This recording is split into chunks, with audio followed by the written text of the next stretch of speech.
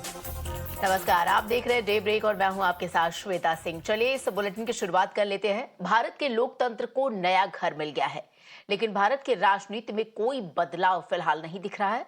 हम इसके बारे में थोड़ी देर में आप बात करेंगे, लेकिन पहले तस्वीर देख लीजिए। ओल्ड पार्लियामेंट के बाहर की तस्वीर जो सुनहरे इतिहास में दर्ज हो गई। 96 वर्षों की बहस, चर्चा, धरने और तमाम आरोप प्रत्यारोप के बाद हमारे सांसदों ने पुराने संसद परिसर को अलविदा कहा और नए संसद भवन में प्रवेश किया। इसकी शुरुआत पुराने संसद परिसर के बाहर एक संयुक्त फोटो सेशन के साथ हुई। इन तस्वीरों पर एक नजर चलिए डाल लेते हैं और देखिए, लगभग 800 नेता एक मंच पर मौजूद थे। फिर सभी सांसद आखिरी बार पुरानी संसद के सेंट्रल हॉल में इकट्ठा हुए। पीएम मोदी ने पुरानी पार्लियामेंट के इस इमारत को भावभीनी विदाई भी दी। इसके साथ ही उन्होंने ये भी प्रस्ताव रखा कि पुरानी संसद का नाम बदलकर संविधान सदन रखा जाए। हम जब नए सदन में जा रहे हैं तब इसकी गरिमा कभी भी कम नहीं होनी चाहिए।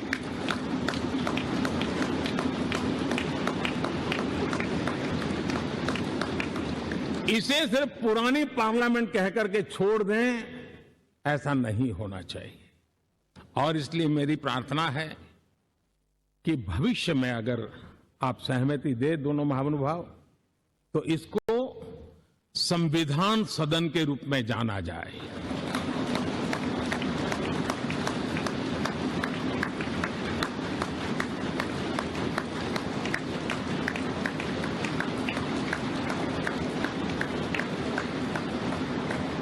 ताकि ये हमेशा हमारे रक्षा के लिए हमारी जीवन प्रेरणा बनी रहेगी।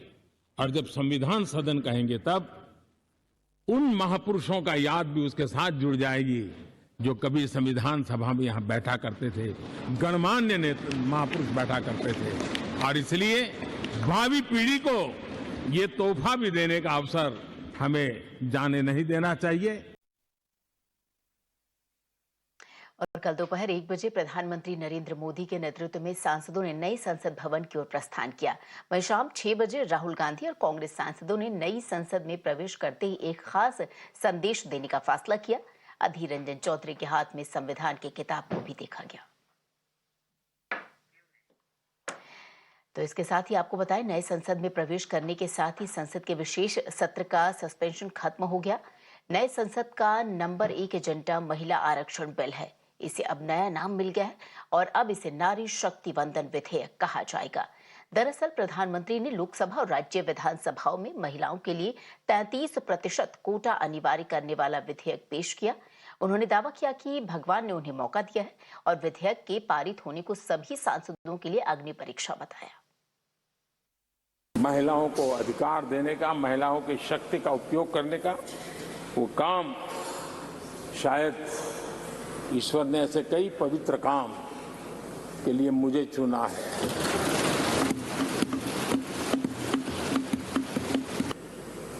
आज इस ऐतिहासिक मौके पर नए संसद भवन में सदन की पहली कार्यवाही के रूप में उस कार्यवाही के अवसर पर देश के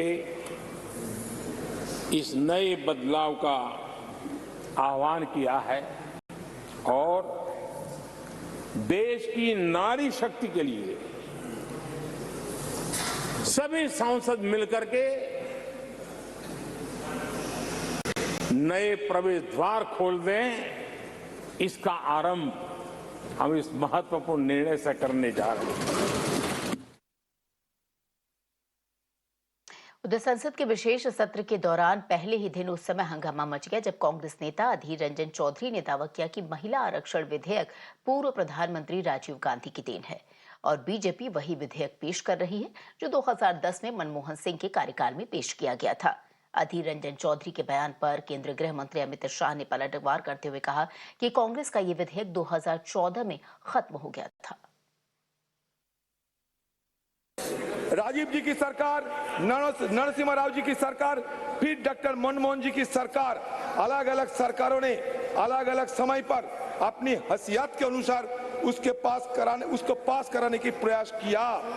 कभी राज्यसभा में पास होता था, लोकसभा में नहीं होता था, कभी लोकसभा में होता था, राज्यसभा में गिर जाता था। डॉक्टर मनमोहन सिंह की सरकार के वक्त जो ये बिल आया वो आज तक जीवित है, राज्यसभा में पास हुआ है। हमारी CWC कांग्रेस कार्य समिति की बैठक में जो रेजोल्यूशन पास हुआ, प्रस्ताव पारित हुआ, उसमें ये मांग की गई है कि ये जो आने वाले विशेष सत्र है उसमें महिला आरक्षण की उस बिल को पास किया जाए, पारित किया जाए। ये बहुत महत्वपूर्ण है, ऐतिहासिक है। आपको ज्ञान है कि पूर्व कांग्रेस अध्यक्षा श्रीमती सोनिया गांधी ने पत्र भी लिखा था हमारे प्रधानमंत्री जी को, पत्र लिखा था। हम फिर से उस मांग को इस प्रस्ताव के जरिए दोहराते हैं। सर, गृह मंत्री जी क्लैरिफिकेशन देना चाहते हैं। सर कृपया अलो कर दिया जाए सर।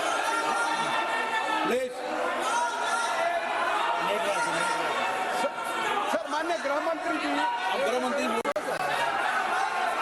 जी, मैं माननीय अधीर रंजन जी ने दो चीजें फैक्चुअली इनकरेक्ट कही है, या तो वो विड्रॉ करे या तो आपने सदन के टेबल पर उसको रखवाना चाहिए।